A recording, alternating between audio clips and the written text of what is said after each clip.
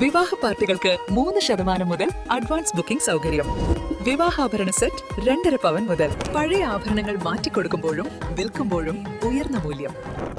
Allison golden diamonds. തവണകളായി പണമടിച്ച് പണിക്കൂലിയില്ലാതെ സ്വർണ്ണാഭരണങ്ങൾ സ്വന്തമാക്കൂ. 1000 രൂപയോ അതിന്റെ ഗുണിതങ്ങളോ മാസത്തവണകളായി അടയ്ക്കാവുന്നതാണ്. ഓരോ മാസവും നറുക്കെടുപ്പ്. ഈ പദ്ധതിയിൽ അംഗമാകാൻ 8078599900 എന്ന നമ്പറിൽ ഉടൻ മിസ് കോൾ ചെയ്യൂ. ഹയ ഗോൾഡൻ ഡയമണ്ട്സ്.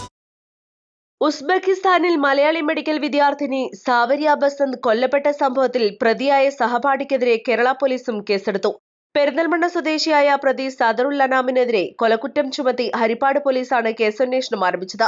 കൊല്ലപ്പെട്ട ആലപ്പുഴ ഹരിപ്പാട് സ്വദേശിനി സാവരിയ ബസന്തിന്റെ മൃതദേഹം ഇന്ന് ആലപ്പുഴ വണ്ടാനം മെഡിക്കൽ കോളേജിൽ വെച്ച് റീപോസ്റ്റ്മോർട്ടം ചെയ്യും. പെൺകുട്ടിയുടെ സഹപാഠിയും സുഹൃത്തുമായ പ്രതി സദറുൽ അനം നിലവിൽ ഉസ്ബെക്കിസ്ഥാൻ പോലീസിന്റെ കസ്റ്റഡിയിലാണ്.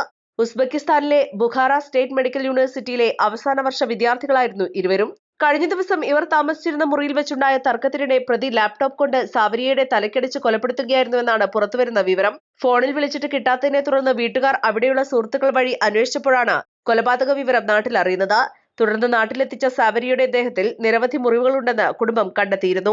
പ്രതി സദറുൽ അനം മുൻപും സാവരിയെ പലതവണ ഉപദ്രവിച്ചിരുന്നതായി സംശയമുണ്ടെന്ന് പെൺകുട്ടിയുടെ കുടുംബം ആരോപിക്കുന്നു. സംഭവത്തിൽ സമഗ്രമായ അന്വേഷണം ആവശ്യപ്പെട്ട് സാവരിയുടെ പിതാവ് ബസന്ത് ആലപ്പുഴ ജില്ലാ പോലീസ് മേധാവിക്ക് നേരിട്ട് പരാതി നൽകിയിരുന്നു.